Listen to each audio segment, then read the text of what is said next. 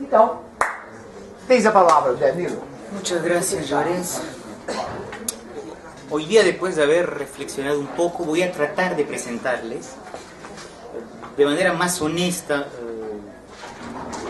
las diferentes maneras como la sociología tradicionalmente abordó a los individuos, las inflexiones del periodo contemporáneo, y trataré de terminar la sesión de hoy con algunos elementos de la teoría de la individuación tal como intento trabajarla desde hace algunos años.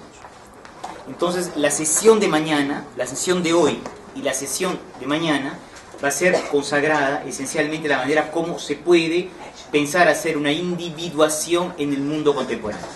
Y la palestra de mañana, de cuarta feria en la tarde, va a tratar de presentarles algunas reflexiones sobre la individuación en América Latina. Me parece que esta presentación es más honesta que ir de frente a la teoría de la individuación y a mis propias pesquisas personales. Les dará una visión más amplia del campo tal como se está produciendo hoy en día. Cuando la sociología trabajó el tema del individuo, utilizó tres grandes perspectivas interpretativas, que son la socialización, la subjetivación y la individuación. Son las tres grandes perspectivas que se utilizan. Y en cada una de ellas, por supuesto, gramáticas distintas, como los roles, los soportes, la identidad, son movilizados de manera diferente según cada perspectiva. Lo que hoy día quisiera presentarles es la manera como la sociología, entre comillas, clásica, trató cada uno de estos temas y la inflexión del periodo contemporáneo. Voy a hacer una clase que ha pasado ya a presentar algunas veces, presentar el mismo plan de exposición. Primero, la definición de la categoría, después una primera visión rápida del periodo clásico y después cierta presentación del periodo contemporáneo. Mis propios trabajos de investigación se inscriben en la perspectiva de la individuación. Voy a tratar de ser el mejor intérprete posible de los trabajos de los colegas que trabajan en perspectivas diferentes. Primera perspectiva, la más clásica, la más usual, la que ustedes conocen mejor, la socialización.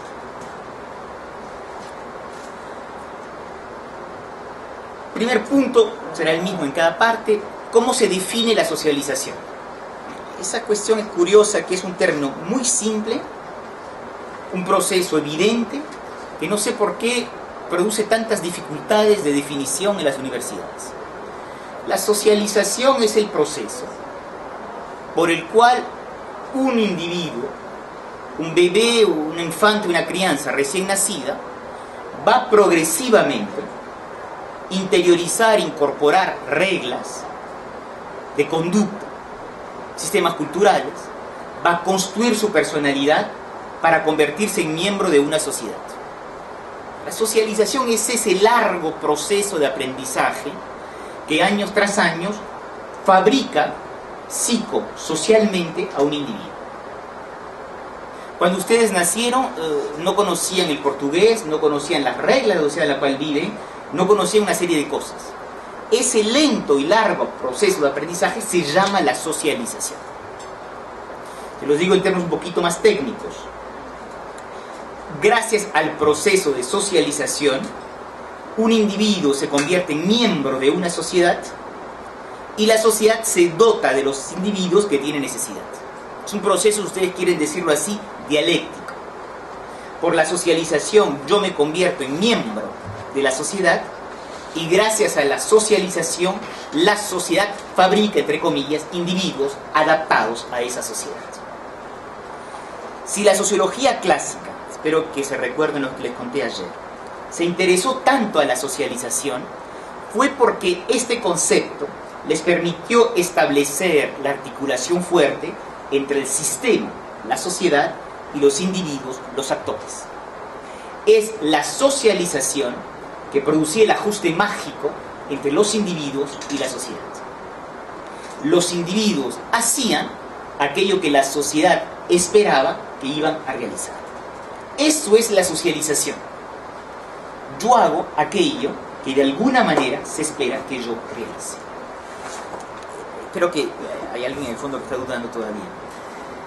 Si alguien en esta sala cree que es un gladiador romano, es el ejemplo que siempre doy, tiene un serio problema de disfuncionamiento psíquico. Y de la misma manera, si alguien pensaba en el periodo de la Roma clásica, que era un estudiante de Educasao en la educación en la facultad de la Universidad de Belo Horizonte, tenía un serio problema psiquiátrico. Entonces, la socialización es ese proceso formidable que hace que cada uno termine siendo miembro de una sociedad. Este concepto clásico, que es lo que me interesa, ha tenido dos grandes historias en la sociología. Simplifico las cosas por cuestión de tiempo. Primer momento, en la periodo de la sociología clásica. Aquí quisiera hacer un pequeño stop y explicarles bien las cosas. Yo sé que en esta sala hay muchos docentes, doctorandos, maestrados de educación, pero también de psicología.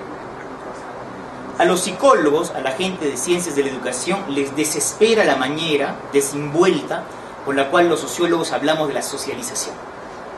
Porque que sea en la educación o en la psicología, existen teorías asombrosamente precisas y asombrosamente construidas del proceso efectivo de socialización.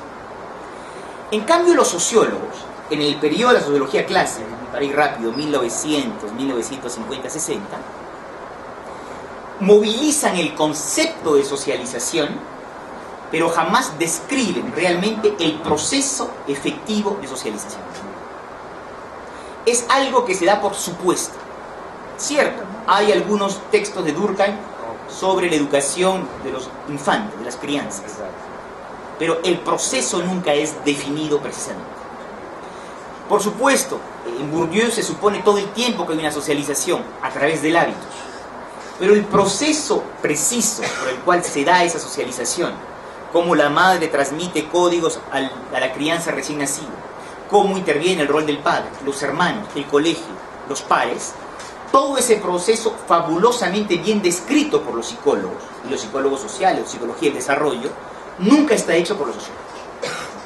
Porque lo que interesó a la sociología era la función explicativa de la socialización.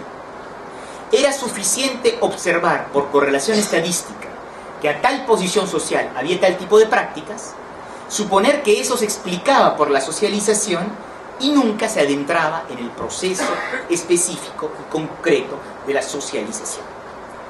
La socialización fue para los sociólogos durante mucho tiempo una caja negra. No nos interesaba saber cómo se había adquirido el hábito. No nos interesaba saber cómo se producía la socialización normativa. Era algo que se daba por hecho y funcionaba en la interpretación sociológica. Piensen a un autor que algunos de ustedes deben conocer, Norbert Elias, que hizo una asombrosa descripción sociohistórica del proceso de civilización, comparando el monopolio público de la violencia con el autocontrol en el momento de utilizar el cuchillo y el tenedor en la vida cotidiana.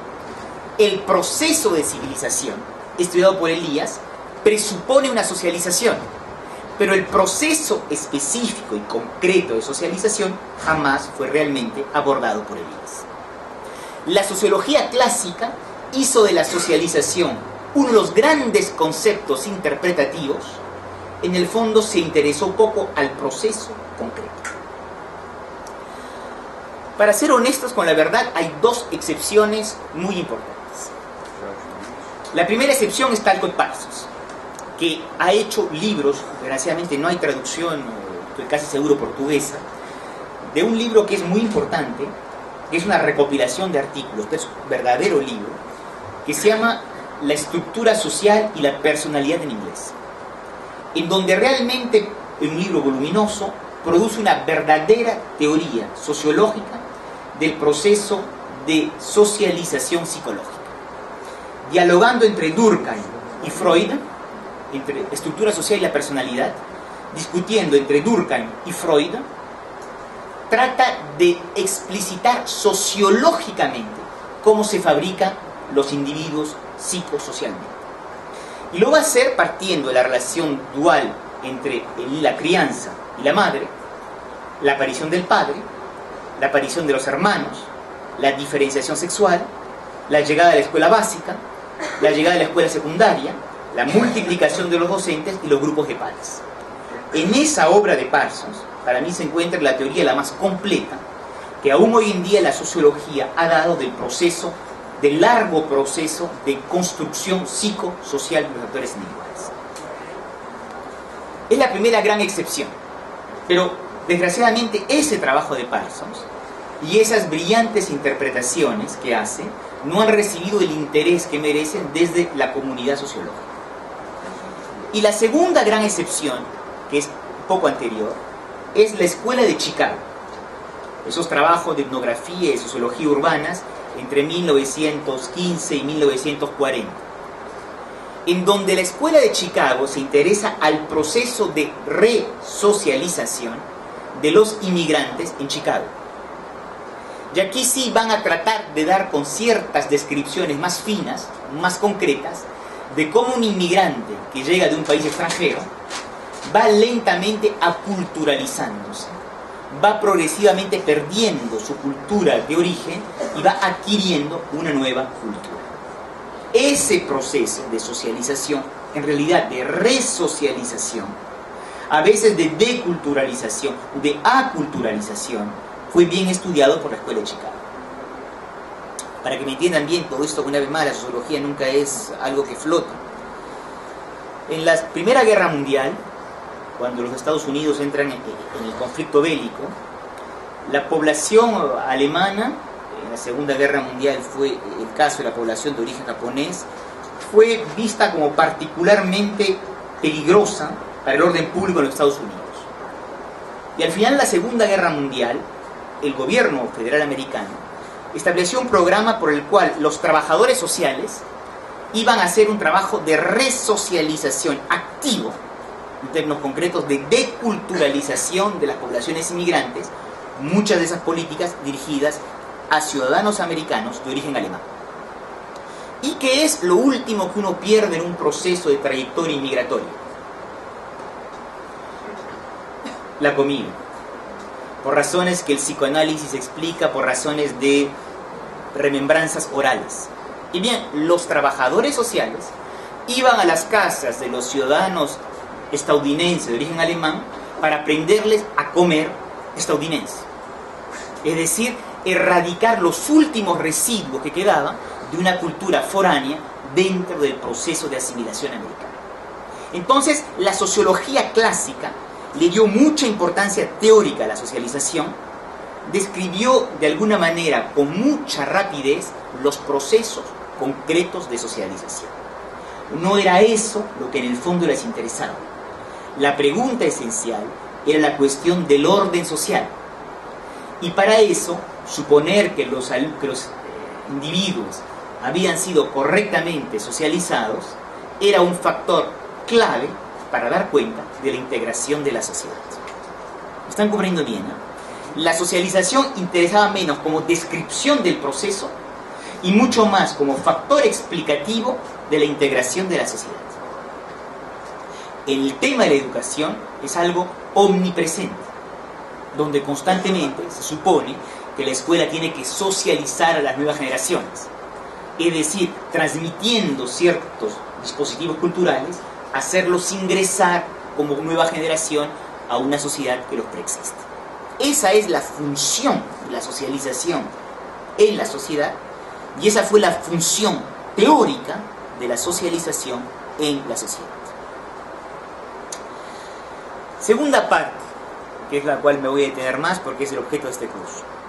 A partir de los años 50, si simplifico una vez más la cronología, la sociología empieza a descubrir que el proceso de socialización no es tan homogéneo, no es tan integrador y que en realidad aparecen diferencias importantes en los distintos procesos de socialización. Lo voy a contar de manera un poquito esquemática, por etapas, digamos. El primer momento de discusión, voy a presentarles 3, 4, 5, es cuando los antropólogos, los primeros, empiezan a poner en cuestión la universalidad del proceso de socialización que había sido estudiado en Occidente. para aquellos que conocen, es el trabajo de una antropóloga muy famosa, Margaret Mead.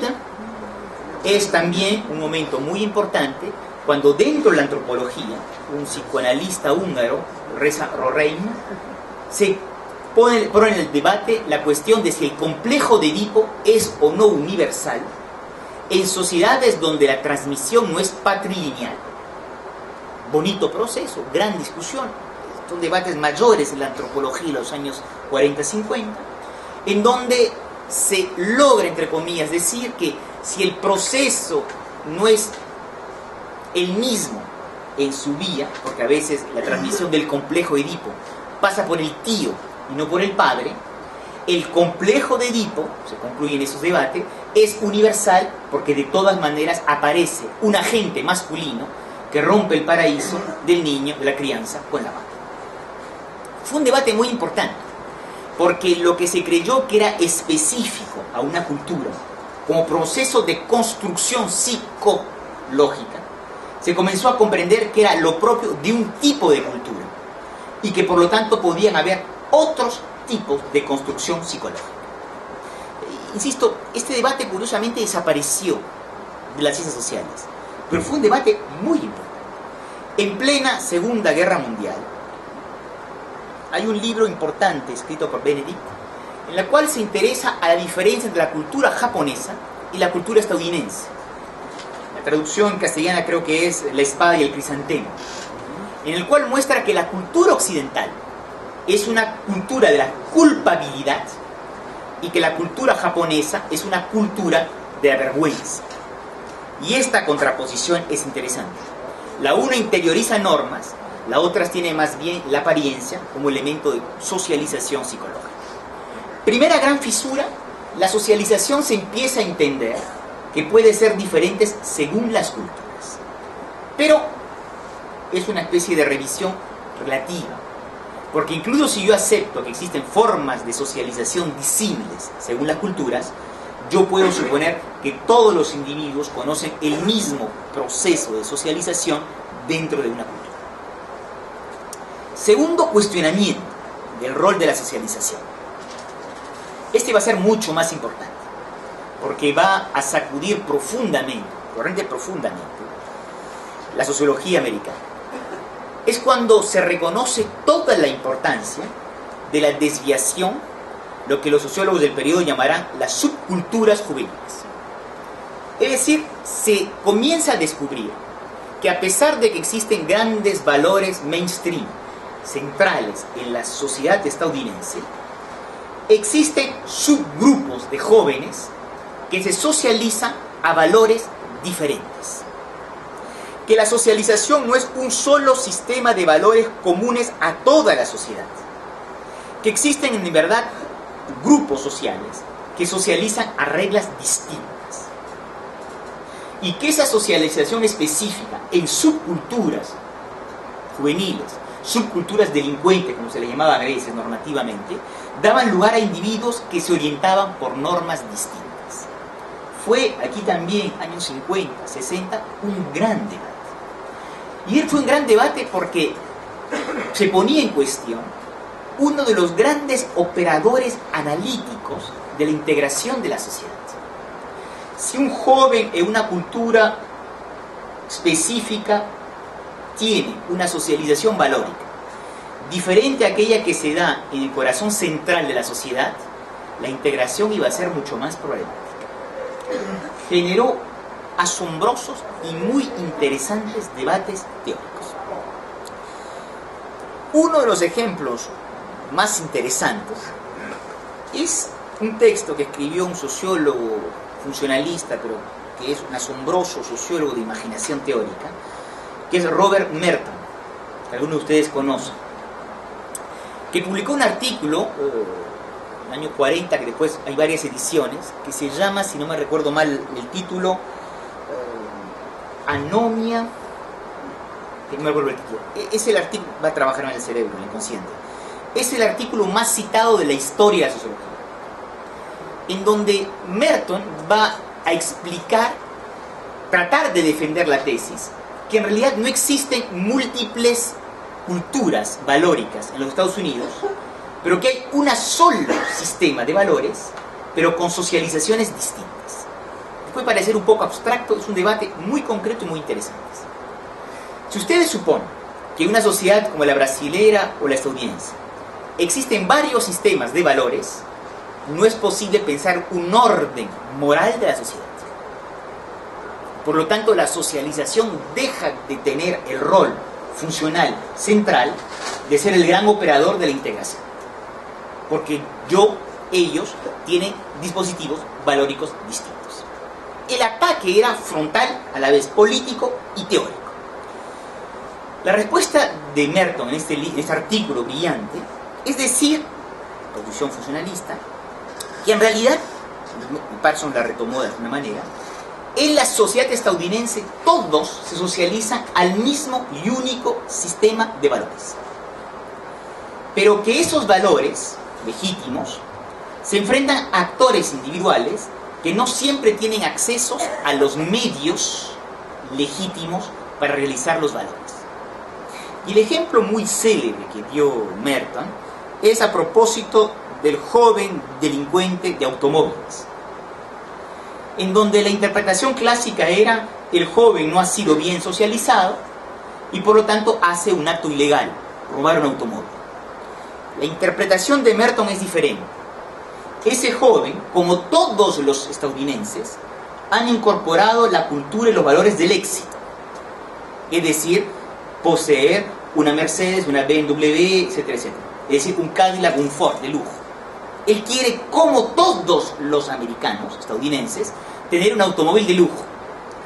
Tiene un simple problema de tesorería. No tiene el dinero en su cuenta bancaria. Y entonces hace un cortocircuito, roba el automóvil.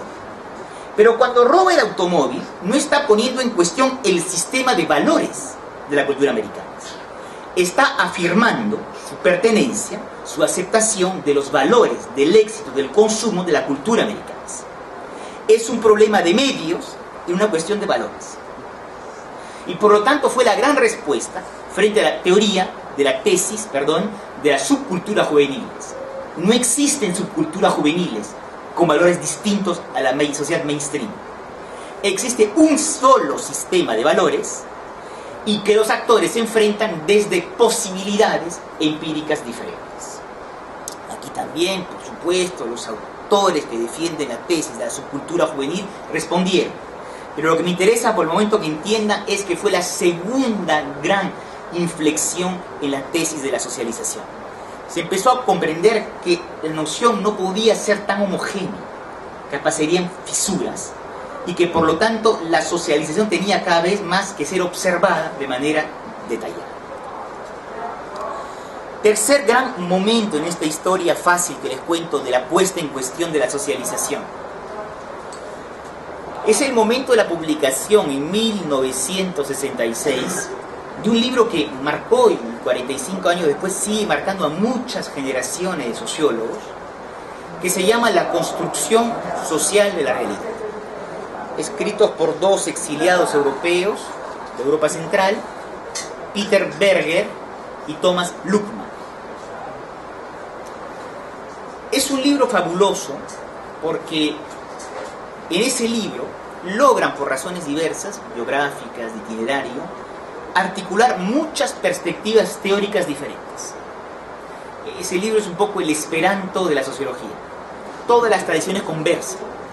El marxismo, el funcionalismo, la fenomenología, la tradición existencialista, la obra interaccionista simbólico de Mead. Ese libro confluye en esas tendencias.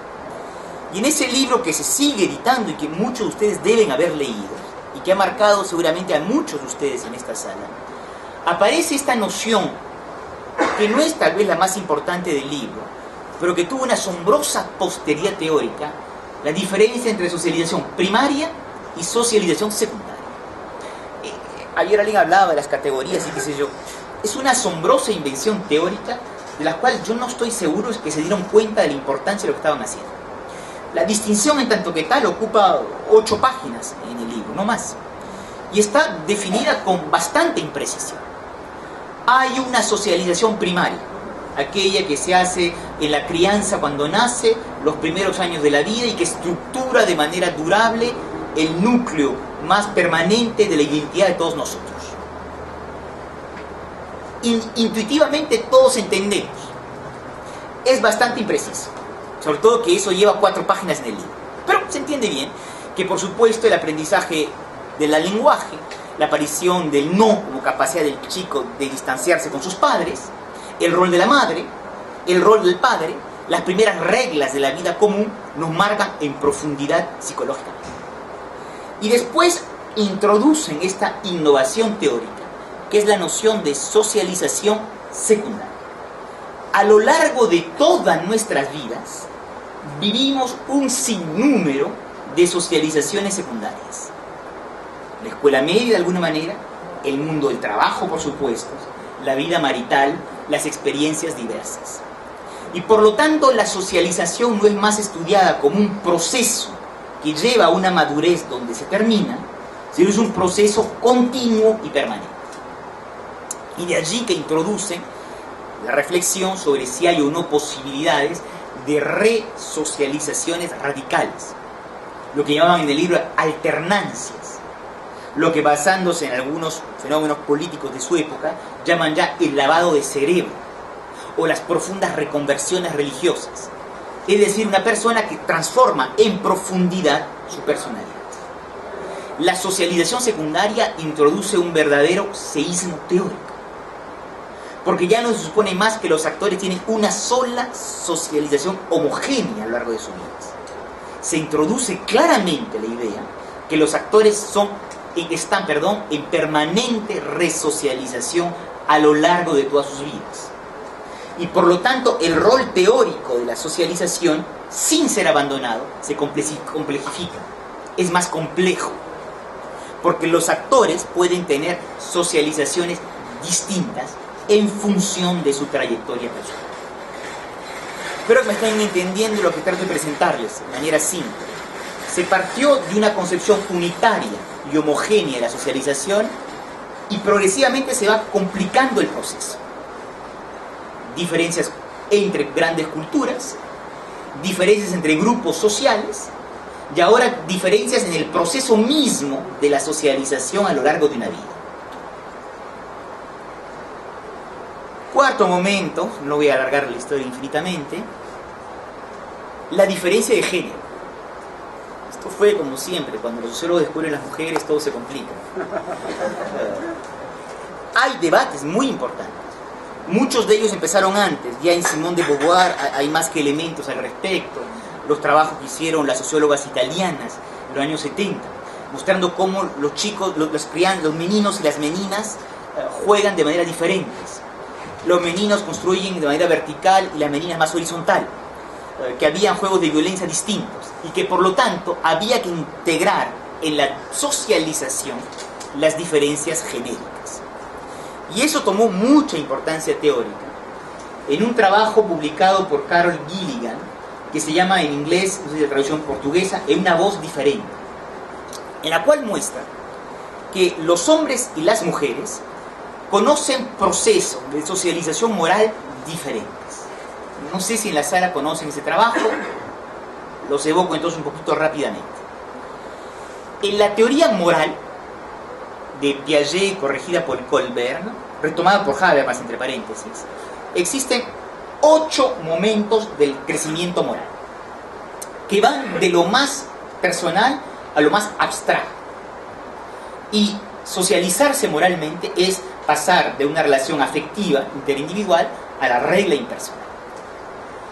Y Gilligan observa que las mujeres no conocen ese proceso, salvo que, contrariamente a la teoría implícitamente patriarcal, que supone que hay que llegar al nivel de abstracción universal, ella considera que las mujeres producen una orientación normativa distinta a la de los hombres. En términos precisos, la socialización moral de los hombres es diferente de la socialización moral de las mujeres. Las mujeres dan mucha más importancia a lo que Gilligan llamó, y hay 30 años de literatura detrás, el care, en inglés, C-A-R-E, care, el cuidado, la solicitud, la bienveillance hacia los otros. Es decir, esa preocupación constante hacia el otro, independientemente de la impersonalidad de la ley. Y en la manera como Gilligan trabajó para observar esto, que es muy bonito, contaba una historia moral, en realidad contaba varias, voy a contar una sola, y preguntaba al grupo de meninos y meninas que den una respuesta a un dilema moral. Y la historia, espero no complicarme, de las 4 o 5 que cuenta en su libro, una de ellas es: alguien, que no me equivoque en la historia moral, alguien tiene su mujer muy enferma y tiene que ir a buscar a un médico que sea en otro pueblo. En el recorrido que está haciendo se encuentra con alguien accidentado. ¿Qué hace? ¿Deja al accidentado para buscar al médico y salvar a su mujer, o atiende al accidentado y hace fallecer a su mujer? Creo que el dilema era más o menos de ese tipo. Y era muy interesante porque los hombres y las mujeres no respondían de la misma manera. Los hombres siempre se dirigen a una ley universal y daban una respuesta categórica. Y las mujeres jamás respondían de esa manera. Decían, pero por favor, explíquenos mejor cómo es la situación, específicamente, cómo se dan las cosas. Es decir, buscando una interpretación en la cual se puedan conciliar contrarios. Y Gilligan mostró que esa actitud femenina no era un déficit normativo, era otra socialización que a través de un proceso muy largo construye orientaciones morales diferentes en función de los géneros. La teoría ha sido discutida, reafirmada, qué sé yo. Lo que me interesa es que aparece como obvio, a un cierto nivel de teorización social contemporánea, que los hombres y las mujeres, cualquiera que sea la capacidad de compartir grandes valores, tienen declinaciones genéricas distintas. Fue aquí también una enorme transformación en la teoría de la socialización. Progresivamente se impone la idea que no se puede decir los individuos se integran porque han sido socializados. Sí, claro, es cierto, pero aparece un sinnúmero de maneras precisas de describir este proceso. Y aquí llego a lo que me interesa más en la clase de hoy. Cómo este proceso de socialización ha dado lugar a trabajos cada vez más individualizados. Y es lo que yo creo, en términos estrictos y técnicos, se puede llamar la verdadera sociología del individuo. Es decir, trabajos sociológicos, muchos de ellos realizados en Francia, en donde de lo que se trata es describir con gran minucia el proceso de socialización diferencial de cada individuo. Esto es lo que me interesa explicarles. Comprendan bien el camino teórico fabuloso que les he contado en algunos minutos de casi un siglo. La socialización designa un proceso homogéneo de integración de individuos en la sociedad. Y en los trabajos que se hacen en una veintena de años, la socialización se usa para diferenciar los individuos entre sí. Porque se parte de la hipótesis que ningún individuo ha conocido los mismos procesos de socialización. Ayer, periodo clásico, la socialización integra a la sociedad. Hoy día, en el marco de las sociologías del individuo, se utiliza la socialización para construir perfiles individualizados. ¿Están entendiendo? Partiéndose de la hipótesis que todos los individuos tienen procesos específicos y diferenciados de socialización. Les voy a presentar 3 grandes maneras como dentro de esta visión se han producido trabajos en Francia. La primera será una teoría que yo sé ustedes en Brasil conocen bastante bien, las de Bernard Lahire. La segunda serán los trabajos de un sociólogo menos conocido en Brasil, creo, Jean-Claude Kaufmann, K-A-U-F-M-A-N-N, Kaufmann. Y el tercero, un sociólogo, François de Singly, Sangly en francés, Singly, S-I-N-G-L-Y, Singly. Los 3, a pesar de sus diferencias notorias, creo yo, intentan dar cuenta de socializaciones cada vez más individualizadas. Primero, los trabajos de Bernard Lahire, que ustedes conocen de alguna manera. Lahire se inscribe dentro de la continuidad crítica de los trabajos de Pierre Bourdieu. Y la gran tesis que va a tratar de defender durante ya casi 20 años sus trabajos es decir que el hábitus no es homogéneo y unitario, sino que los hábitos son plurales. Que cada actor tiene contradicciones en el proceso de socialización que dan lugar a hábitos o a disposiciones plurales. Este es el núcleo duro de su concepción, y después voy a tratar de mostrarle algunos ejemplos empíricos. La tesis que defiende Lair es que durante el proceso de socialización, que él va a tratar de describir de manera muy concreta, los individuos plegamos, incorporamos disposiciones distintas. Y que a medida que nuestra vida se desenvuelve, cada uno de nosotros es un palimpsesto, una yuxtaposición, una mezcla de diferentes disposiciones, que van a determinar, es el término que emplea la IA, a determinar nuestras conductas.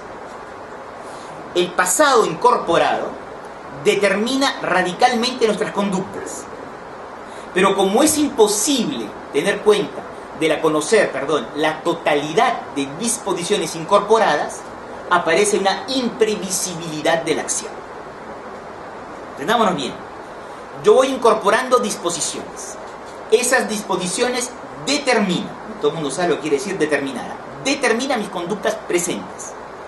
Pero esa determinación es imprevisible porque es imposible conocer la totalidad de disposiciones socializadas en el pasado. Este es el núcleo duro de la teoría. Sean sensibles, ayer hablábamos con algunos colegas, a la operación intelectual que ha hecho la IA. En la teoría de Bourdieu hay una articulación muy estrecha entre la posición en el campo, la estructura, si ustedes quieren, y el hábitus del actor. Es la articulación estructura-hábitus que es el corazón de la teoría de Bourdieu. Lo que va a hacer la IA es desligar el hábitus de la estructura. El hábitus va a ser estudiado en sí mismo independientemente de las posiciones de los actores. Por supuesto, en las disposiciones plurales aparecen las posiciones, pero entre otras muchas disposiciones incorporadas. Esto hace que el objeto central de la sociología de la IA, en todo caso de la interpretación que yo de sus trabajos, se convierte realmente en el individuo. El individuo es el objeto sociológico central, porque son los procesos de socialización plurales de los individuos que hay que observar. De allí que, técnicamente hablando, y es la fuerza de su programa de investigación, creo que nadie ha ido tan lejos dentro del marco de una sociología del individuo como la IA. El individuo es el objeto central del estudio. La dificultad de esta proposición teórica es que la relación con las estructuras se convierte en algo mucho más difícil de observar. Asombrosa minucia en el estudio pormenorizados de las socializaciones diferenciales de cada individuo, mucha mayor dificultad a dar cuenta desde ese nivel de la realidad de las transformaciones estructurales. Lo que le interesa intelectualmente a la IA son las socializaciones plurales de cada actor. Uno o dos trabajos que evoco rápidamente. Seré más corto en la IA que en los otros dos porque sé que ustedes trabajan con sus teorías. La IA le interesa, por ejemplo, un trabajo importante que ha hecho, que hay una traducción portuguesa con un título distinto al francés. En francés se llama Le Tableau de Famille, y en portugués la han traducido, creo que entre escuela y socialización familiar. Lo que le interesa es observar por qué dentro de las categorías populares hay alumnos que tienen éxito y otros que fracasan.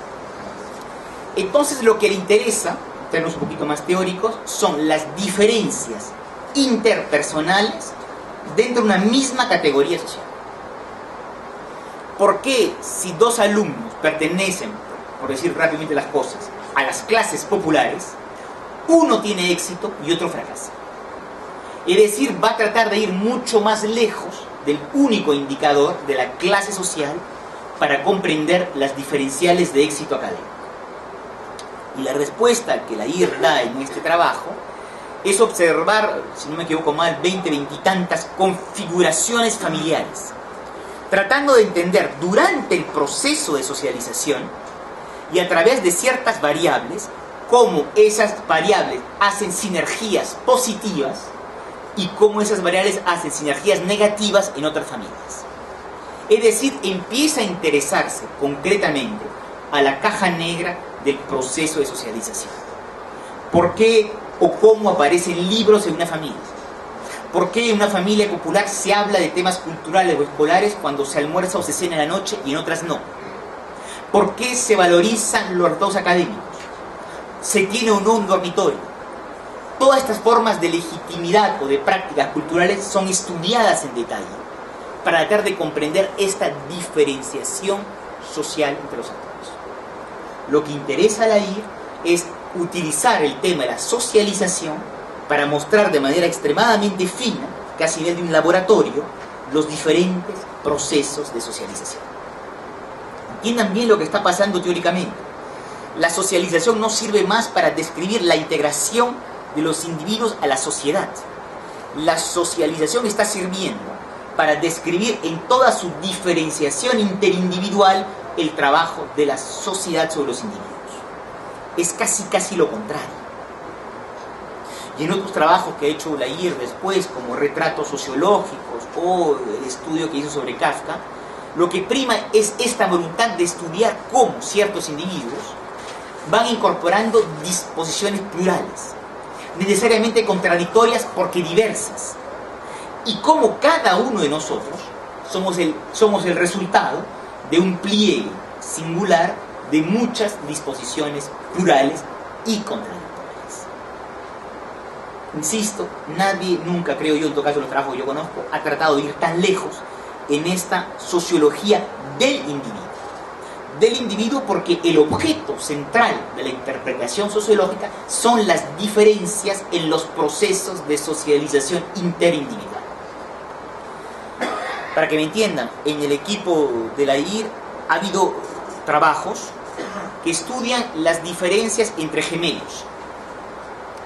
Dos personas que nacen con rasgos hereditarios similares en el seno de una misma familia, y estudiándolos de manera progresiva se trata de observar por qué terminan siendo, entre comillas, individuos diferentes, por qué terminan incorporando disposiciones plurales a pesar de esa similaritud inicial, puesto que eran gemelos. Lo que interesa en esta sociología es dar cuenta de los procesos de diferenciación interpersonal a través de la incorporación de disposiciones plurales y contradictorias. Segundo ejemplo que voy a tratar de darles, porque tengo que avanzar. La obra de Jean-Claude Kaufmann, como se dice en francés, Kaufmann, K-A-U-F-M-A-N-N. Kaufmann es un bestsellerista francés en el mejor sentido del término. Es alguien que en sus libros logró inventar una escritura a dos niveles, a la vez para un público muy amplio y para un público experto. Hay que reconocerle un talento que pocos tenemos, de poder hacer eso. Y lo ha hecho porque convirtió a la familia moderna, en verdad a la pareja moderna, en su verdadero laboratorio de investigación. La tesis de Kaufmann, que tiene muchos puntos en común y en divergencia con la IR, trabajan de manera totalmente independientes, es que la acción individual de cada uno de nosotros está marcada en profundidad por disposiciones infraconscientes. Infraconscientes. Lo que él llamaba al comienzo de la memoria del cuerpo. Disposiciones incorporadas. Y entonces la tesis que él va a hacer es que cada actor individual cree tener orientaciones culturales, proyectos, orientaciones claras, y que en realidad nuestras conductas están mucho más determinadas de lo que se cree por estas incorporaciones inconscientes que desde las disposiciones corporales marcan en profundidad nuestra acción.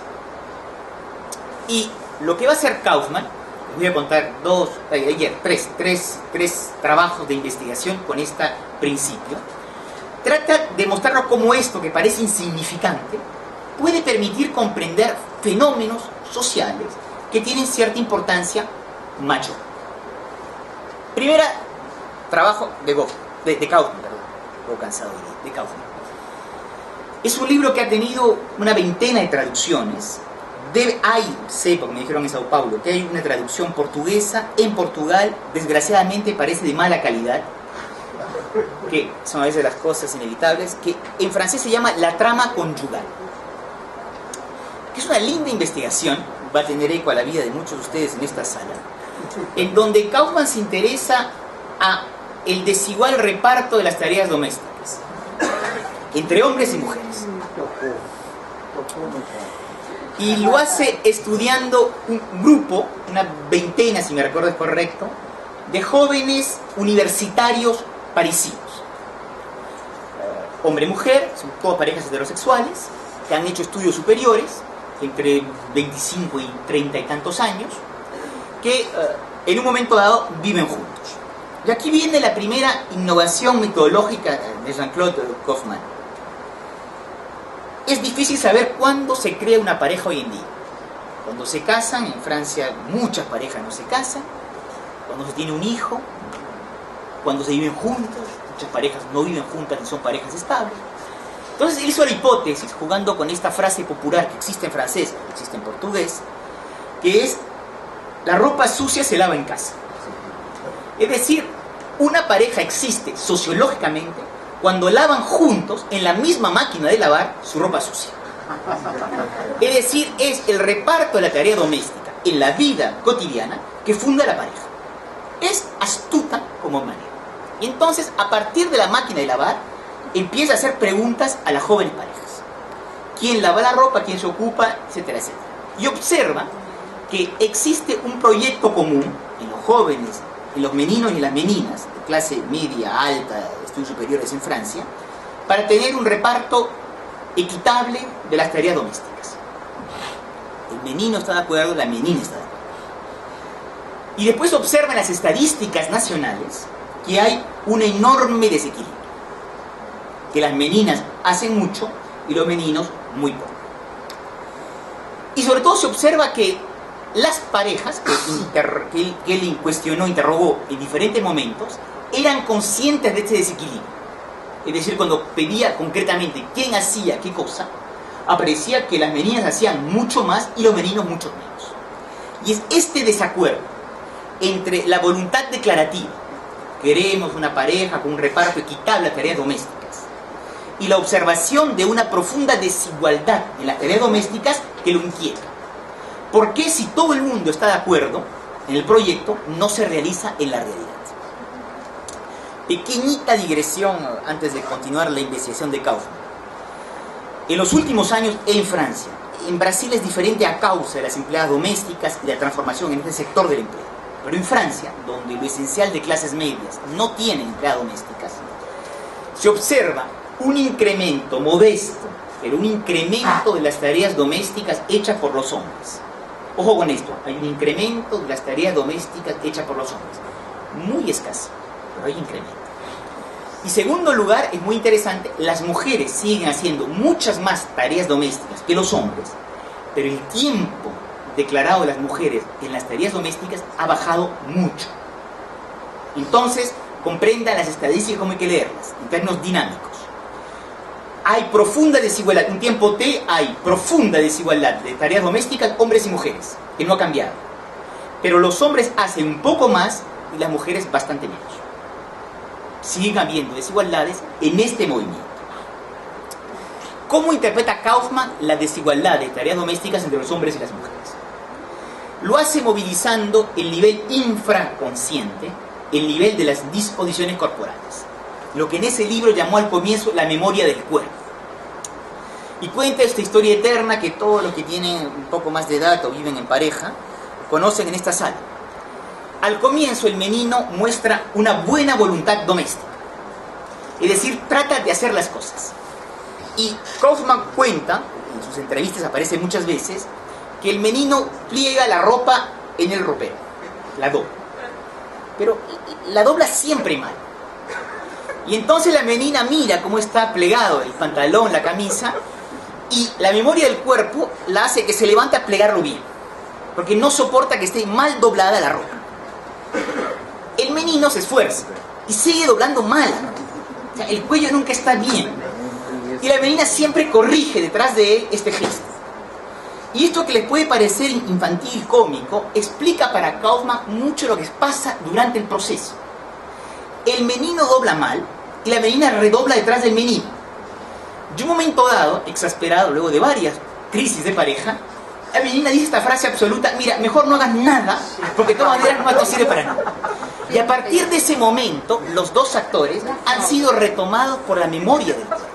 Entonces la tesis de Kaufman es: cualquiera que sea la orientación normativa, las disposiciones incorporadas hacen que voluntariamente los actores terminen haciendo cosas que no deseaban hacer.